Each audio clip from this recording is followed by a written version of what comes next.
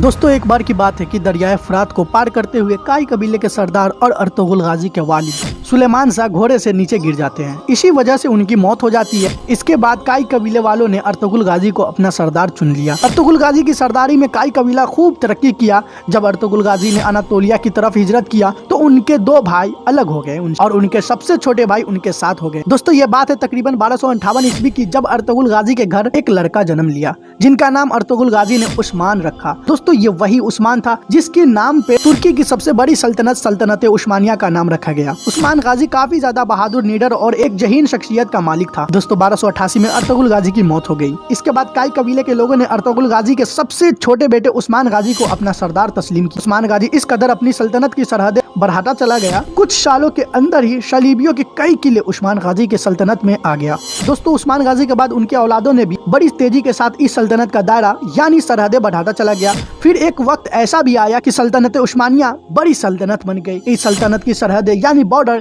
इस जमीन की 3 महाद्वीपों पर फैल गई। आपको ये जानकर हैरानी होगी कि सल्तनत उस्मानिया इतनी बड़ी थी कि आज का 40 देश इस सल्तनत के अंदर आता था। यह सल्तनत आधी दुनिया पे तकरीबन 600 सालों तक राज किया था। दोस्तों इस्लामिक इतिहास में ये पहला वो सल्तनत है जिसने सबसे ज्यादा सालों तक यानी 600 सालों तक आधी दुनिया पे राज किया था। लेकिन अफसोस की बात यह है कि सल्तनत उस्मानिया को 1920 में खत्म कर दिया गया। इस सल्तनत को खत्म करने के पीछे कुछ मुस्लिम ही गद्दार थे जो अमेरिका के साथ मिलकर सल्तनत उस्मानिया के साथ गद्दारी किया। आज भी उस गद्दार के नस्ल कई मुस्लिम देशों का बादशाह यानी किंग बना बैठा है।